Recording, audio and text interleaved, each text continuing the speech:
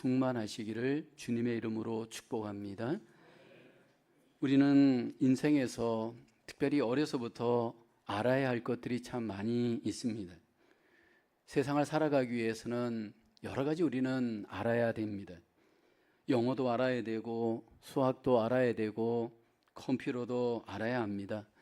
음악이나 미술 같은 예술도 알면 좋습니다. 더 나아가 축구나 야구와 같은 운동도 어려서부터 알고 배우면 너무 좋습니다.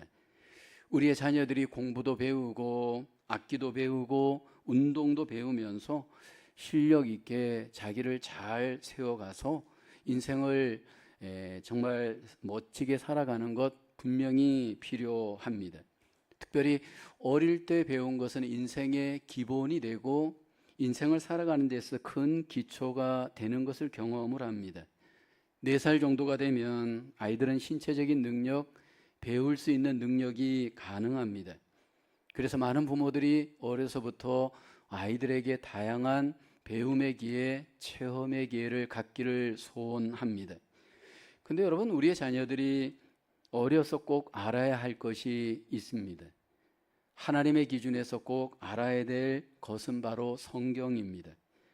하나님은 우리가 어려서부터 성경을 알고 성경을 배울 때 인생을 의미 있게 복된 인생이 되어질 것을 약속합니다.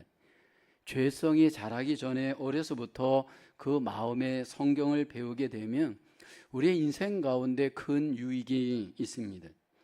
그리스도인들 중에 어려서 성경을 잘 배우신 분들을 보면 중간에 회심하고 신앙생활 한 분들보다 장점이 많습니다. 어려서 성경의 기초가 마음을 잘 다스리는 분들을 보면 그 기본기가 있기 때문에 탈선의 기회가 적고요, 낙오하고 실수할 수 있는 기회가 줄어들고요, 분명히 삶을 바르게 살 수 있는 기회가 더 많습니다. 왜냐하면 그 마음에 하나님의 말씀을 기억하기 때문입니다. 성경에서 어려서부터 성경을 잘 가정에서 배웠던 대표적인 한 사람이 있습니다. 바로 디모데입니다. 디모데의 어머니는 유니게였고 외할머니는 로이스였습니다. 어려서부터 디모데는 외할머니, 어머니로부터 가정에서 성경을 잘 배웠습니다. 그 시기가 언제부터인지 본문에는 기록하지 않지만 어릴 때부터라고 하는 표현을 보면 아마도 말을 하기 시작할 때부터 성경을 배운 것으로 추정됩니다. 여러분, 디모데를 보면 개인적으로 내면적으로 보면 단점이 많았던 사람이었습니다. 기질적으로 그는 두려움이 많았던 인물이었습니다. 그런데 그 단점을 그는 잘 극복하고 마침내 하나님께 쓰임받는 귀한 인생을 살게 됩니다. 디모데에게 성경을 잘 부모들이 가르쳤고 디모데는 그 성경을 배우면서 마음의 단점을 극복하고 결국은 쓰임받는 인생으로 하나님 앞에 잘 쓰임을 받게 됩니다. 여러분, 역사에 보면 많은 사람들이 성경을 잘 알고 배움으로 하나님 앞에 잘 연단되어 크게 쓰임받는 인물들이 많았습니다. 오늘 우리의 가정 속에서 우리의 자녀들이 성경을 통해서 하나님의 사람으로 잘 세워지고 하나님께서 귀하게 쓰는 사람들로 세워지기를 소원합니다. 우리가 우리의 자녀들에게 성경을 가르칠 때 과연 성경을 어떻게 알고 믿고 가르쳐야 할까요? 첫째로 성경은 하나님의 영감으로 기록된 하나님의 말씀입니다. 본문 16절을 보면 모든 성경은 하나님의 감동으로 된 것으로 라고 말합니다. 세상의 모든 책은 저자가 인간입니다. 근데 성경은 그 성경을 기록하신 분이 하나님이십니다. 신구약 성경 66권은 하나님께서 기록한 하나님의 말씀입니다. 하나님이 어떻게 성경을 우리에게 기록하여 남겨주었을까요? 본문을 보면 모든 성경은 하나님의 감동으로 된 것으로 라고 성경은 말씀을 합니다. 성경은 하나님의 감동으로 기록된 책입니다. 여기 감동이란 하나님께서 기운을 불어 넣으셨다 의미입니다. 하나님께서 하나님의 영으로 기운을 불어 넣으셔서 기록한 말씀이 성경입니다. 하나님이 어떻게 성경에 기운을 불어 넣었을까요? 하나님의 영이신 성령을 어떤 사람에게 불어 넣어서 그 사람을 전인격적으로 감동을 시킵니다. 그래서 그 하나님의 영으로 충만하여져서 그 사람이 하나님의 말씀을 기록하도록 하나님께서 일하셨습니다. 그래서 우리는 이것을 영감이라고 믿습니다. 하나님께서 어떤 사람에게 영으로 감동을 불어넣어서 그 사람이 영감을 받아서 성경을 기록하게 하였습니다.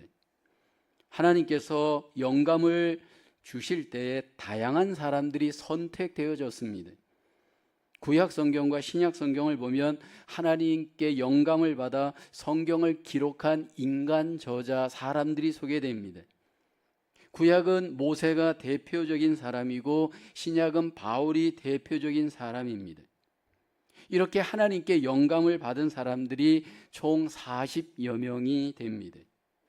하나님께서 선택한 사람들이 이렇게 영감을 받아서 성경을 기록할 때 그 영감의 범위는 성경의 모든 내용의 영감이 불어넣습니다.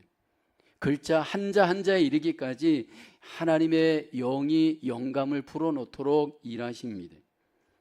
정말로 성경이 하나님이 영감을 통해서 기록한 하나님의 말씀인가? 하나님의 말씀이 하나님의 성경이 하나님의 말씀인 증거는 그 자체적으로 증거를 갖고 있습니다. 우리가 대하고 있는 이 성경은 구약이 39권, 신약이 27권, 총 66권인데 그 기록한 시기가 약 구약이 1400에서 500년간 기록이 되었고 신약은 약 100년에서 200년 상간까지도 기록이 되었습니다. 그러니까 총 기록되어지는 시기가 1500에서 600년 정도의 기간이 지나면서 성경이 기록이 되었습니다. 근데 이렇게 다양한 시간 속에 기록된 성경이 그 자체적으로 모순이 없이 앞뒤가 다 짝이 맞습니다. 우리는 이것을 성경의 통일성이라고 말합니다. 퍼즐놀이를 할 때 서로 짝이 맞듯이 성경은 창세기에서 요한계시록에 이르기까지 앞뒤가 짝이 맞는 하나님의 말씀입니다. 그래서 성경에는 오류가 없습니다. 성경이 하나님의 말씀인 두 번째 증거는 성경은 말씀한 대로 성취되어지는 증거가 있습니다. 하나님께서 성경을 통해서 이럴 것이다 약속하였으면 이렇게 됩니다. 저럴 것이다 약속하면 저렇게 되어집니다. 하나님께서 성경을 하나님의 말씀으로 기록하고 난 뒤에는 그 말씀대로 성취되도록 하나님께서 말씀을 통하여 역사하십니다. 풀은 마르고 꽃은 시들지만 하나님의 말씀은 영원히 살아 계십니다. 우리는 다음 세대 자녀들에게 성경이 하나님의 말씀인 것을 믿고 가르칠 수 있어야 합니다. 디모데는 어머니를 통해 성경을 알았고 또 그 외할머니를 통해 성경을 알았고 그랬습니다. 그 부모들이 그 성경을 가르쳤습니다. 여러분, 우리의 가정은 성경을 가르치는 성경학교가 되어야 됩니다. 그러기 위해서 우리 부모들은 먼저 성경을 바로 아는 성경교사가 되어야 됩니다. 하나님은 우리 부모들에게 성경을 알고 믿고 가르치는 사명을 부모들에게 주었습니다. 신명기 6장 7절에 보면 내 자녀에게 부지런히 가르치며 집에 앉았을 때든지 길을 갈 때든지 누워 있을 때든지 일어날 때든지 이 말씀을 강론할 것이며 라고 합니다. 부모의 우선적인 책임은 먹이고 입히고 키우는 것이 다가 아닙니다. 그들의 영혼을 말씀으로 먼저 가르쳐야 될 책임이 부모들에게 있습니다. 그래서 이 부모들은 성경을 알아야 되고 믿어야 되고 그것을 가르칠 수 있는 여러분 책임이 있어야 합니다. 어떻게 우리의 자녀들에게 성경을 구체적으로 가르칠 수 있을까요? 부모들이 아이들에게 성경을 가르치고 나눌 수 있는 제일 좋은 방법이 묵상입니다. 우리 교회 같은 경우에 매일 성경을 함께 묵상 교재로 사용합니다. 여러분, 부모들이 혼자 은혜 받는 것도 필요하지만 더 나아가 자녀들이 그 은혜의 자리에 초대되어져 은혜를 공유하게 하는 책임이 부모에게 있습니다. 그 묵상을 함께 하고 함께 나누는 겁니다. 하나님께서 어떤 하나님인지 묵상을 통해 그들에게 나누며 증거해야 합니다. 우리의 삶에 주는 교훈이 무엇인지를 아이들과 함께 공유하고 나누어야 합니다. 그래서 우리의 가정 속에 이 묵상과 같은 성경 가르침이 여러분 반복적으로 꾸준히 지속적으로 계속되어야 합니다. 인간의 교육 효과는 단회적으로 나타나질 않습니다. 꾸준하게 반복하여 가르치고 지속적으로 일관성 있게 행할 때 최소 5년, 10년이 되어야 여러분 그 효과들이 우리 가운데 나타나기 시작을 합니다. 다음에 우리의 자녀들에게 교회를 출석하여 성경을 배우도록 지도해야 합니다. 여러분, 교회는 다음 세대들에게 성경을 바르게 가르쳐주는 최고의 학교여야 합니다. 하나님이 기뻐하시는 바른 교회는 성경을 바르게 믿고 바르게 가르쳐 줄 수 있는 교회여야 합니다. 교회가 무엇보다도 성경을 바르게 가르쳐 줄 수 있는 준비, 훈련된 일꾼들이 있어야 합니다.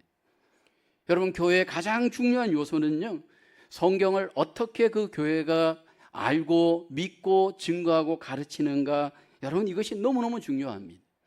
말세를 당하여서 많은 경우에 사람들이 성경의 권위를 인정하지 않습니다. 심지어는 교회조차도 성경의 영감을 부분적으로 인정하려고 합니다. 여러분, 이러한 잘못된 인본주의를 어떻게 우리가 여러분 거역하고 거부하고 하나님의 말씀을 하나님의 말씀으로 믿고 가르쳐야 하는가? 이것이 어른 세대, 부모 세대 우리들의 사명입니다. 함께 우리가 성경 중심의 교회를 세워갈 때 다음 세대를 우리가 양육하고 교육할 때 조심해야 할 것 한 가지가 있습니다. 우리가 함께 교회에서 다음 세대를 성경으로 세워갈 때 성경을 알고 믿고 그들 속에 체험케 하는 것이 우선순위가 되어야 합니다. 교회에 다양한 액티비티가 있고 다양한 놀이가 있을 수 있습니다. 그런데 여러분, 그것은 우리의 우선순위가 되어서는 안 됩니다. 이것은 어른도 마찬가지입니다. 여러분, 우리가 이 안에서 교제할 수도 있고 이 안에서 이런저런 다양한 여러분 어떤 인간적인 활동들이 가능합니다. 그런데 여러분, 우리에게 가장 중요한 본질 우선순위는 우리의 아이들이 성경을 알아야 됩니다. 우리 어른들도 성경을 알아야 됩니다. 성경을 꾸준히 묵상해야 되고 성경을 꾸준히 암송해야 되고 성경을 꾸준히 써야 되고 성경을 꾸준히 우리 안에 생각을 변화시켜야 됩니다. 오늘날 교회의 가장 큰 어려움, 우리의 신앙의 가장 약점이 무엇입니까? 성경적 세계관이 안 되어져 있잖아요. 교회는 다니지만 형식적으로 다니고 말씀은 없고 인간적으로 교회 생활하면서 우리 안에 마인드가 변화되지 않다 보니까 삶 따로 성경 따로 이중적인 삶이 있잖아요. 그런데 우리의 자녀들에게 성경 중심적인 세계관을 갖도록 이것은 반복입니다. 여러분, 교회가 반복하지 않고는 변화되지 않습니다. 성경을 통해서 우리의 다음 세대들에게 우선순위로 성경을 알도록 체질화되도록 내면이 변화되도록 세계관이 바뀌도록 여러분 교회가 집중해야 되고 가정이 집중해야 됩니다. 근데 이렇게 아이들을 성경으로 가르친다고 당장 뭔가가 변할까? 여러분, 당장에는 효과가 안 나타날 수도 있습니다. 근데 기억하십시오. 우리의 마음에 성경이 들어가 여러분 그 성경의 말씀이 그 마음의 힘이 되는 사람은 세상에서 승리합니다. 유혹을 만나보면 알고요, 고난을 당해보면 알고요, 어려움을 당해보면 그 심력이 얼마나 중요한지를 알게 됩니다. 많은 경우에 우리의 자녀들의 문제는 지력의 문제가 아니고 체력의 문제가 아니고 심력의 문제입니다. 여러분, 그 마음에 말씀이 있고 말씀이 그 마음에 힘이 되어 있는 사람은 여러분 회개할 때 회개할 수 있고 유혹이 오고 여러 가지 어떤 인생의 챌린지가 올 때 스스로 그 말씀의 힘으로 이겨냅니다. 인생을 살아가는 데 있어서 여러분 이 말씀의 힘은 우리의 인생을 새롭게 하고 승리케 하는 근본적인 힘이 되는 줄로 믿을 수 있기를 주의 이름으로 축원합니다. 말씀이 힘입니다. 그 힘을 여러분들 우리가 어른 세대가 경험하면서 그 말씀으로 인도함을 받으며 승리하며 하나님의 복을 누리는 삶을 하나님은 우리가 살기를 기대합니다. 그리고 우리에게서 끝나지 않고 우리의 자녀들에게 어른으로서 부모로서 성경대로 삶을 살아가는 본을 보이면서 그들에게 성경을 나누고 공유하고 그로 인해서 하나님의 복을 그들에게 증거하고 나타낼 수 있는 책임 어른들에게 있습니다. 우리의 가정의 자녀들이 성경을 하나님의 말씀으로 알고 믿도록 삶을 통해 우리의 모든 가르침을 통해서 여러분 우리의 자녀들이 성경을 믿을 수 있기를 주의 이름으로 축원합니다. 두 번째로 성경 사람을 구원에 이르게 하는 지혜가 있습니다. 오늘 본문 15절에 성경은 능히 너로 하여금 그리스도 예수 안에 있는 믿음으로 말미암아 구원에 이르는 지혜가 있게 하느니라. 하나님의 말씀은 우리에게 구원의 지혜를 제공합니다. 성경은 구원의 능력을 갖고 있습니다. 여러분, 성경의 가장 큰 주제는 구원입니다. 우리가 죄에서 어떻게 건짐을 받는 것인가 성경은 알려줍니다. 성경은 구원의 언약의 말씀입니다. 인간이 어떻게 죄인이 되었고 죄가 무엇이고 죄에서 어떻게 하면 우리가 구원을 받을 수 있는가, 그 구원의 길을 성경은 보여줍니다. 먼저 우리가 알아야 할 것은 우리의 가정의 아이들도 구원받아야 할 죄인인 것을 알아야 합니다. 성경은 모든 사람들이 죄인이라고 선포합니다. 우리 가정의 아이들은 죄인입니다. 이 세상에 의인은 없나니 한 사람도 없음을 성경은 말합니다. 로마서 3장 10절에 기록된 바 의인은 없나니 하나도 없으며 성경은 선포합니다. 성경은 아이들이 죄인이다라는 것을 우리에게 선포하고 그들이 의인이 아니다라는 것을 우리 부모들이 알아야 합니다.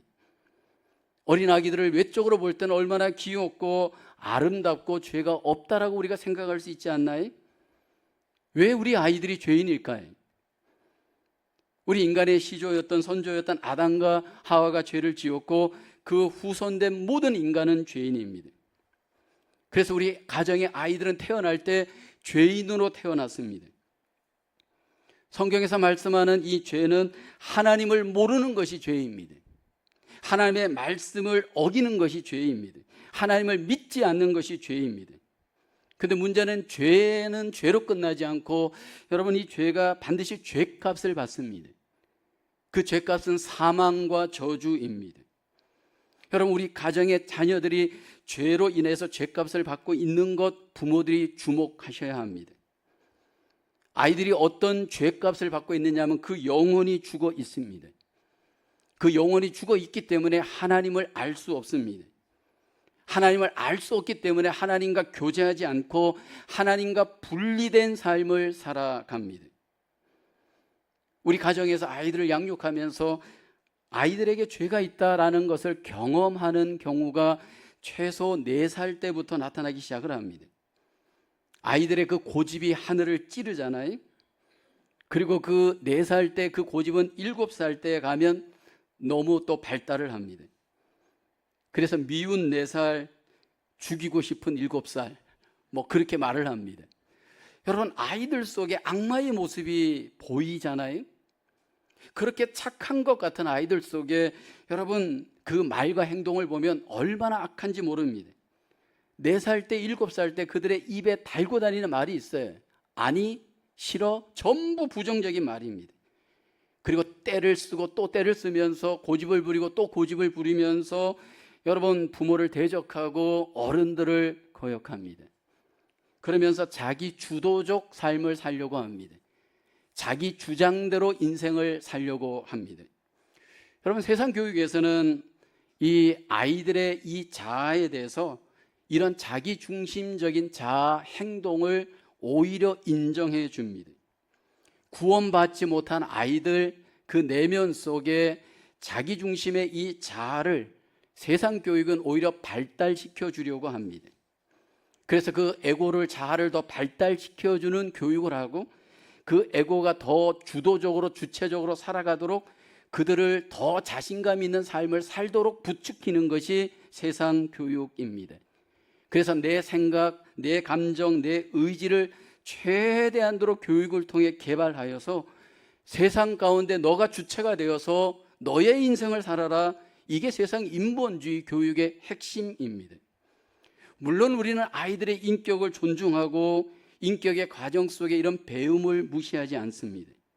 근데 여러분, 우리가 기억해야 될 것은 그 영혼이 죽어 있는 가운데 외적인 교육과 모든 액티비티 활동은 여러분 그 삶을 윤택하게 하지 못합니다.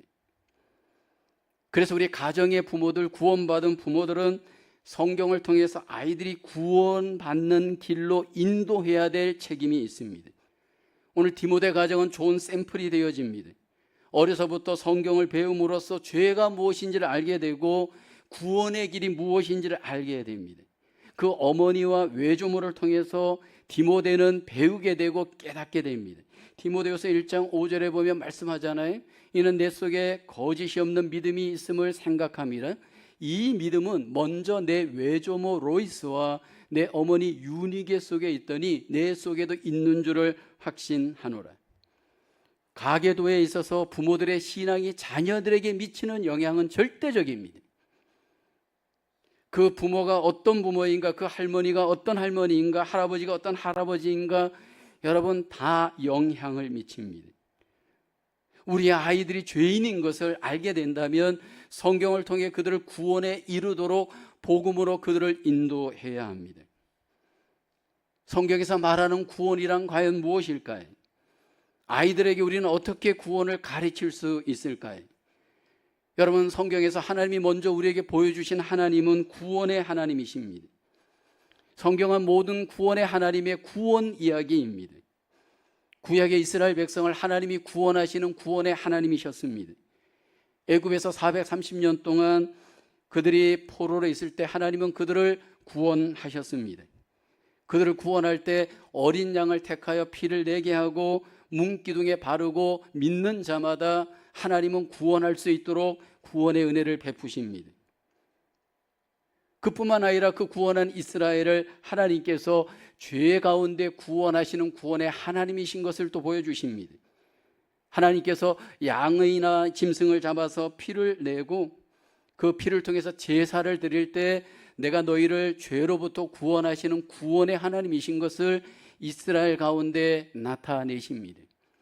애굽에서 구원하시고 죄에서 구원하시는 구원의 하나님께서 이제 이스라엘을 넘어 모든 사람을 어떻게 구원하시는지 구원의 길을 우리에게 보여주십니다. 어린 양이신 예수님을 우리에게 보내시고 우리의 죄를 대신하여 십자가에 죽게 하시고 누구든지 예수 그리스도를 믿는 자마다 구원하시는 하나님이신 것을 우리에게 약속합니다. 로마서 10장 8절 9절에 보면 성경이 구원의 말씀인 것을 우리에게 강조합니다. 그러면 무엇을 말하느냐? 말씀이 내게 가까워 내 입에 있으며 내 마음에 있다 하였으니 곧 우리가 전파하는 믿음의 말씀이라. 내가 만일 내 입으로 예수를 주로 시인하며 또 하나님께서 그를 죽은 자 가운데서 살리신 것을 내 마음에 믿으면 구원을 받으리라. 여러분, 우리가 예수 그리스도를 어디에서 만나느냐면 말씀에서 만납니다. 언약의 말씀을 통하여 구원의 약속의 이 말씀대로 예수님을 구원주로 믿는 자마다 하나님이 믿는 자들을 구원하시고 구원의 백성으로 삼아 주시는 줄로 믿습니다. 이제 그렇게 구원받은 어른 세대, 부모 세대에게 어떤 책임이 있느냐 하면 혼자 구원받은 것에서 그 구원이 머물지 않고 가정 속에 먼저 그 구원의 복음이 증거되어야 합니다. 로마서 10장 17절에 말씀을 하죠. 그러므로 믿음은 들음에서 나며 들음은 그리스도의 말씀으로 말미암았느니라. 우리의 자녀들이 믿음의 말씀을 들을 수 있도록 구원받은 부모들은 구원받은 말씀을 아이들과 나누면서 구원의 주 예수 그리스도를 전하셔야 합니다. 여러분, 우리가 자녀를 키울 때 가장 필요한 것은 구원받는 것입니다. 아이들이 죄를 용서받고 구원을 받을 때 그 영혼 속에 여러분 어떤 일이 벌어질까요? 구원받은 아이들과 구원받지 않는 아이들 어떤 차이점이 있을까요? 여러분, 구원을 받게 되어지면 그 영혼 속에 하나님이 주시는 생명이 있기 때문에 그 영혼 가운데 평안과 쉼이 있습니다. 내가 용서를 받고 그 영혼 속에 하나님이 주시는 생명 때문에 그 생명이 나로 하여금 하나님과 교제하게 만들면서 하나님이 공급해 주시는 그 놀라운 생명의 기쁨을 마음에서 경험을 합니다. 그러면서 그 하나님을 예배하고 하나님을 순종하면서 기뻐하는 삶을 사는 복 자녀들이 누립니다. 우리가 자녀를 키울 때 많은 경우에 우리는 세상적인 기준에서 공부 잘하는 아이, 좋은 대학을 구하는 아이, 세상에서 출세하는 아이가 마치 성공한 것처럼 여깁니다. 여러분, 물론 그것은 부분적으로 그것을 인정할 수는 있습니다. 그런데 여러분, 공부도 우리가 잘해야 되고 직업도 잘 구해야 되지만, 세상적으로 이런 부분에 있어서 분명히 서 있어야 되지만, 우리 자녀들에게 구원 없는 이 세상의 소유는 하나님의 관점에서는 여러분 그렇게 썩 기뻐할 일이 아닙니다. 하나님이 우리 자녀들에게 가장 원하는 것은 하나님을 아는 겁니다. 하나님을 경외하는 겁니다. 하나님 앞에 영광을 돌리는 삶은 구원받고 하나님을 알고 하나님을 영화롭게 하는 순종의 삶을 살아가는 것, 이것이 사람의 본분이고 이것이 우리 자녀들의 우선적인 하나님이 원하시는 뜻입니다. 전도서 12장 1절에 솔로몬이 고백하죠. 같이 한번 고백해 볼까요? 시작. 너는 청년의 때에 너의 창조주를 기억하라. 곧 공고한 날이 이르기 전에 나는 아무나기 없다고 할 해들이 가깝기 전에. 많은 경우에 교회는 다니지만 우리 안에 하나님의 관점, 신본주의적인 교육관이나 성경관이나 세계관이 우리 안에 없다 보니까 많은 경우에 부모들이 세상 교육에 쏟고 세상의 관점에 쏟습니다. 점점 교회마다 다음 세대 우리 어린 자녀들이 출석하는 율이 줄어들고 있습니다. 믿음으로 사는 것이 얼마나 영광스럽고 축복이고 하나님 앞에 기쁨인 것을 왜 우리의 다음 세대들이 모르는 것일까요? 구원받지 못하였기 때문이고 우리의 부모들이 구원받은 자로서 선한 증거와 본을 못 보인 책임도 우리에게 있을 수 있다고 저는 여깁니다. 여러분, 인간은 구원받을 때 삶은 새롭게 출발합니다. 구원받을 때 하나님과의 관계가 회복되어지면서 인생은 회복의 스타팅 타임이 되어집니다. 성경을 통해서 우리의 자녀들이 구원받은 하나님의 자녀로 세워지고 자랄 수 있도록 우리가 본을 보이고 가르치고 증거하고 이끌 수 있기를 주의 이름으로 축원합니다. 그래서 우리의 자녀들이 구원받은 자로서 하나님을 경외하고 순종하는 삶을 살 수 있도록 여러분, 우리가 우리의 가정의 자녀들을 영적으로 인도하는 멘토로서 우리의 부모들이 하나님 앞에 드려지고 쓰임받을 수 있기를 주님의 이름으로 축원합니다. 세 번째로, 성경 하나님의 사람으로 변화하도록 온전케 합니다. 오늘 본문 디모데후서 3장 16절 하반절을 보면 교훈과 책망과 바르게 함과 의로 교육하기에 유익하니 17절 다 함께 한번 읽어볼까요? 시작. 이는 하나님의 사람으로 온전하게 하며 모든 선한 일을 행할 능력을 갖추게 하려 함이라. 여러분, 성경은 사람을 하나님의 사람으로 온전케 하는 능력이 있습니다. 성경을 통해서 우리가 교훈과 책망과 바르게 함과 의로 교육을 받게 되면 하나님의 사람으로 온전하도록 성경이 사람을 변화시킵니다. 이 성경이 사람을 변화시킬 때 단순히 비잉으로서 존재로서 뿐만 아니라 두잉을 할 수 있도록 선한 능력을 행할 수 있도록 우리를 변화시킵니다. 여러분, 우리는 세상에서 가장 강조되는 것이 우리 부모들에게 교육입니다. 그래서 우리 부모들은 교육에 엄청난 투자를 하잖아요. 우리가 살고 있는 이 사회세 같은 경우에 아마도 이사 오는 가장 큰 이유가 교육 때문 아닌가요? 유치원에서 대학교, 대학원까지 아이들을 교육할 때 들어가는 비용 통계를 낸 것 보았습니다. 최소한 1인당 하나로 3억 8,198만 원. 통계가 이렇게 나와 있더라고요. 만약 이거를 달러로 계산한다면 최소 30만 불 이상이 한 사람 교육하는 데 들어갑니다. 아이를. 물론 우리는 교육을 투자해서 지식도 배우고 기술도 배우고 그로 인해서 세상에서 직장도 구해야 됩니다. 근데 여러분, 교육을 해보았고 지금 하면서 가장 교육의 한계가 무엇입니까? 세상 교육의 가장 큰 한계는 사람의 인격과 삶을 온전케 하지 못합니다. 우리는 학교 교육의 한계를 처절하게 체험합니다. 근데 여러분, 이 학교 교육에서 아이들이 온전하게 되지 못한다면 그 학교 교육의 다음 대안이 무엇이냐라는 겁니다. 여러분, 그 대안이 바로 가정교육과 교회교육입니다. 여러분, 우리의 가정에서, 교회에서 우리의 아이들에게 성경을 통해서 무엇을 가르치고 회복시키느냐 하면 사람을 온전하게 하는 것입니다. 하나님의 성경은 사람을 온전케 하는 능력이 있습니다. 왜요? 하나님께서 사람을 창조하신 분이십니다. 하나님이 우리를 창조할 때 하나님의 형상으로 창조하였습니다. 창세기 1장 27절에 말씀하잖아요. 하나님이 자기 형상 곧 하나님의 형상대로 사람을 창조하시되 남자와 여자를 창조하셨습니다. 여기 창조할 때 하나님의 형상은 온전했습니다. 여러분, 이렇게 온전했을 때 우리에게 나타나는 그 온전함의 상태는 어떤 것을 결정하느냐 하면 하나님과의 관계가 온전합니다. 사람과의 관계도 온전해집니다. 모든 만물을 다스릴 수 있는 능력에도 온전합니다. 원래 인간은 온전하여서 이렇게 온전한 상태에서는 하나님과의 관계, 사람과의 관계, 만물과의 관계를 온전함 속에서 다스릴 수 있는 능력의 존재였습니다. 근데 죄로 인해서 이 온전한 하나님의 형상이 파괴되었습니다.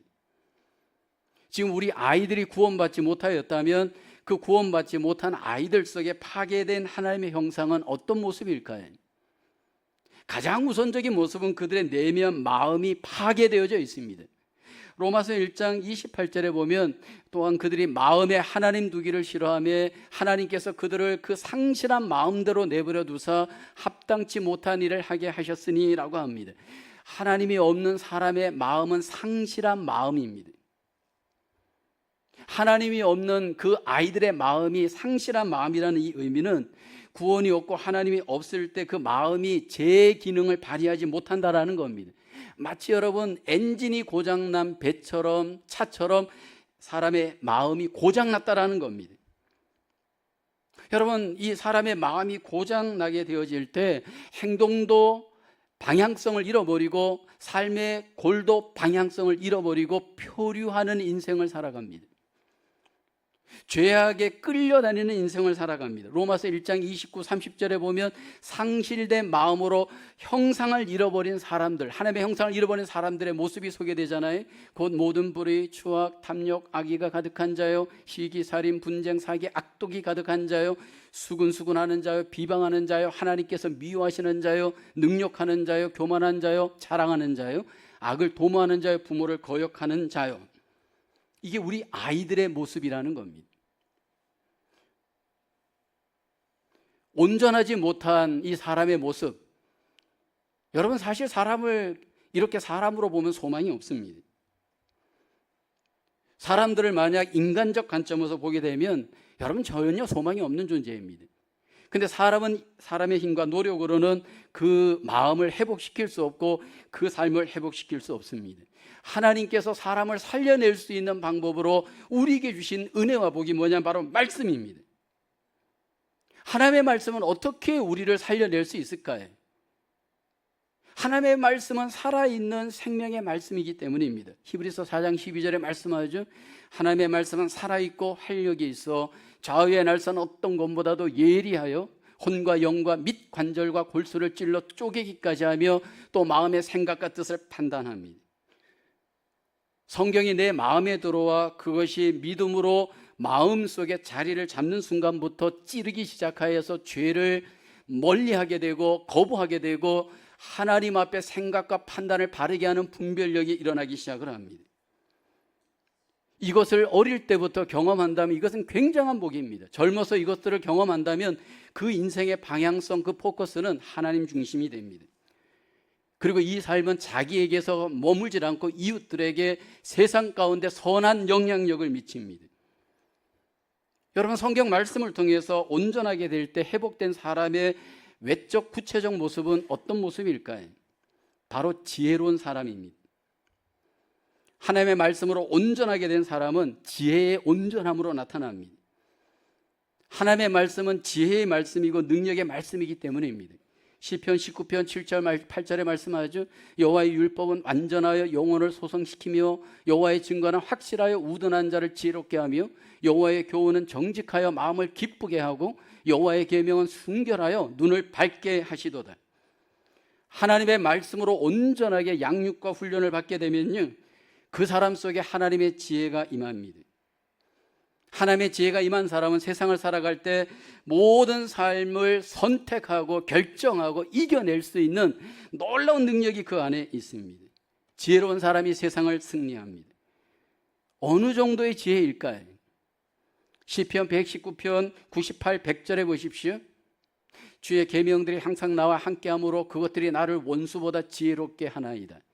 내가 주의 증거들을 늘 읊조림으로 나의 명철함이 나의 모든 스승보다 나으며 주의 법도들을 지킴으로 나의 명철함이 노인보다 나으니이다. 원수보다 스승보다 노인보다 지혜로울 수 있도록 하나님이 우리의 가정의 자녀들 속에 말씀이 임할 때 지혜로 역사하여 주실 줄로 믿습니다. 이 땅에서 삶을 사셨고 이기셨던 예수님에게서 우선적으로 우리가 배우는 모습은 지혜자의 모습이었습니다. 이미 공생애를 살기 이전 우리와 똑같은 육신적인 삶을 사실 때 예수님은 지혜로운 과정의 삶이었습니다. 누가복음 2장 52절을 보면 예수는 지혜와 키가 자라가며 하나님과 사람에게도 사랑스러워 가시더라. 지혜로운 삶을 살아갈 때 하나님께도 사랑을 받고 사람들에게도 사랑을 받습니다. 여러분, 지혜로운 자가 결국 이 세상의 모든 마귀를 이기고 죄악을 이기고 세상을 이기고 내 육신을 이기고 승리하게 하는 하나님의 놀라운 힘이 되고 능력이 될 줄로 믿습니다. 성경에 보면 어리지만 지혜로웠던 자들로 하나님께 쓰임받았던 인물들이 있습니다. 구약에 보면 요셉과 다니엘은 그 대표적인 소년들입니다. 여러분, 한결같은 공통점은 그들에게는 외적인 고난이 그들에게 있었습니다. 근데 여러분, 그 고난을 그들은 지혜로 이겨내잖아요. 모든 인간적인 부족함을 뛰어넘어서 하나님의 지혜가 그들과 함께 할 때 세상 속에 영향력을 미치는 리더로 살게 되고요, 하나님께 영광이 되어지는 승리의 삶을 삽니다. 여러분, 우리의 가정의 자녀들이 이렇게 지혜자로 무장되어져 쓰임받으며 세상 속에 하나님 앞에 영광을 돌리며 하나님의 뜻을 이루어가는 축복이 여러분 가정 속에 임하시기를 주의 이름으로 축원합니다. 우리가 다음 세대들을 훈련하자, 다음 세대를 어떻게 하자 구호는 남발합니다. 여러분, 교육과 훈련은 구호로 되는 것이 아닙니다. 이것은 철저하게 가정 속에서, 교회 속에서 우리 부모들이 여러분 이것들에 대해서 일관성 있는 반복적인 꾸준한 본과 더불어 양육과 교육이 필요합니다. 여러분, 오늘 본문의 디모데가 그렇게 준비되었고 훈련되어질 때 그 결과로 쓰임을 받습니다.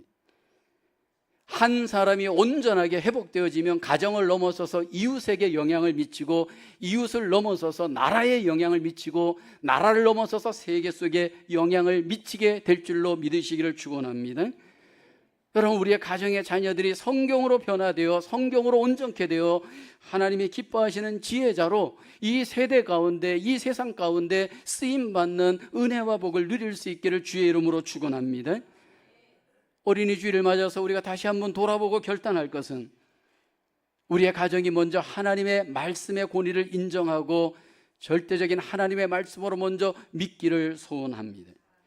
그리고 더 나아가 그 성경을 통해 하나님이 주시는 구원의 은혜와 믿음이 우리 가정 속에, 자녀들 속에 적용될 수 있도록 우리가 함께 구원의 도구로 쓰임받기를 소원합니다. 더 나아가 구원받은 자녀들이 여러분 구원 뒤에 하나님의 사람으로 온전하게 되도록 그들을 하나님의 말씀으로 잘 양육하고 훈련하여서 하나님이 기뻐하시는 지혜자로 하나님 앞에 드려지는 은혜와 복이 우리 가정 속에 일어나기를 소원합니다. 어린이 주일을 맞아서 다시 한번 성경이 우리 가정의 자녀들에게 아름답게 적용되어 열매 맺는 저와 여러분 되어지기를 주님의 이름으로 축원합니다. 하나님 아버지, 어린이 주일을 맞아서 다시 한번 우리의 자녀들을 하나님이 주신 선물로 알고 하나님의 말씀으로 다시 한번 우리가 가르치고 양육하고 본을 보이며 하나님 앞에 영광 돌리기를 이 시간 결단하며 소원합니다. 하나님, 우리의 가정 속의 다음 세대들이 말씀을 온전히 믿고 구원받는 자녀로 하나님의 사람으로 변화되어져 지혜롭게 세상을 이기며 쓰임받으며 영광 돌리는 하나님의 자녀들 되게 하여 주시옵소서. 우리의 가정에 하나님, 다니엘 같은, 요셉 같은 자녀들이 세워지게 도와주시고 하나님, 그로 인해서 하나님의 나라를 이 땅에 이루며 하나님께 영광을 돌리는 그 놀라운 은혜와 복을 누려가는 우리의 가정들 되게 하여 주시옵소서. 감사하고 예수님의 이름으로 기도하옵나이다. 아멘.